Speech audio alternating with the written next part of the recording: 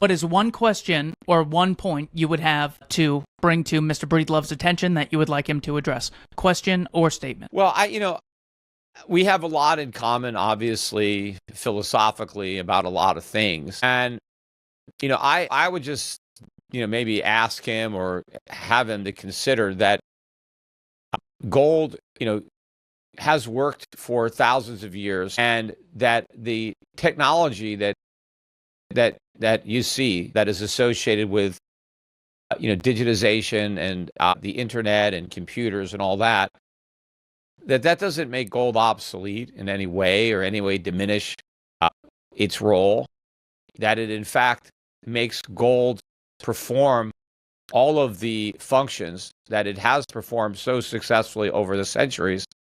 It makes it perform it that much better.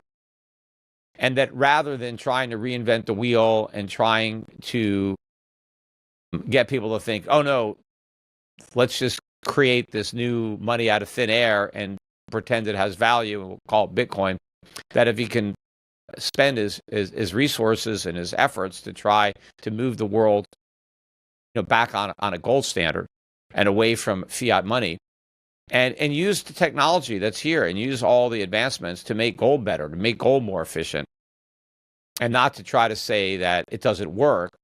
And, but now this new thing that we've created out of thin air, that this is going to solve all the problems. I have people on my X account, it's Bitcoin fixes it. I mean, people believe that Bitcoin solves every single problem of mankind, that it's all solved simply by ownership of Bitcoin. Mr. Breedlove, please address these points. Yeah, I just would, people say I should open my mind to Bitcoin. You should open your mind to the fact that gold still works, and that in capitalism, third parties are trusted all the time. That's why capitalism works. I mean, if you can't trust third parties, you really can't have capitalism. And we don't need government to go back on a gold standard. The reason that governments adopted gold was because the people were using gold.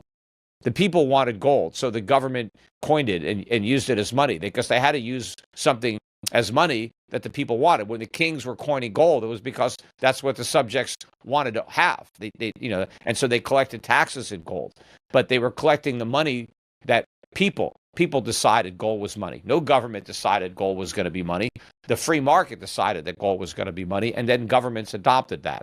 And so individuals can decide for themselves that they'd rather transact in gold and reject fiat and just buy fiat when they need to pay their taxes. But, between the time they earn the money and the time they pay their taxes to the government, they can completely exist in a non-fiat world where they're negotiating and trading with one another in gold. Mr. Breedlove, please respond to the points. Yeah, duly noted. I would actually say that I'm very grateful for getting into Bitcoin and taking me into the what is money rabbit hole. I had kind of been in it before, but Bitcoin took it to a whole nother level, which has really led me to a deeper appreciation of gold and what it is and how it's evolved over time and all of its functions, limitations, etc. It's gotten us this far, even though we've been off the rails for the past 50 years. I would say a lot of civilization up until this point has gold to think in many ways, in terms of lowering people's time preferences and encouraging savings and innovation, etc. And yes, again, not an either or for me. It's sort of a probabilistic weighting. Which future do we see happening? Future outlooks are speculative, right? I don't know what's going to happen in the future. I just sort of weight it at a certain percentage, and I invest my cash balances accordingly.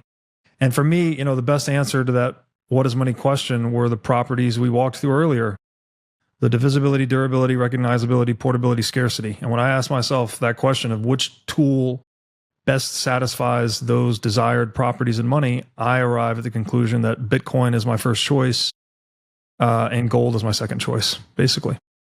Yeah, Gentlemen, I just wish more people were that are involved in Bitcoin were involved in gold instead. I think it would be much more productive to encourage people to own gold than Bitcoin. And I think ultimately Bitcoin is going to end up giving capitalism a bad name. I think a lot of people are going to lose a lot of money, and that's going to give the government, I told you so, You see, you can't trust the free market. We need more government to protect people from scams like Bitcoin. We need more rules. We need more regulations. And so at the end of the day, we end up freer. Oh, and by the way, we may have shown them how we can have a central bank digital currency.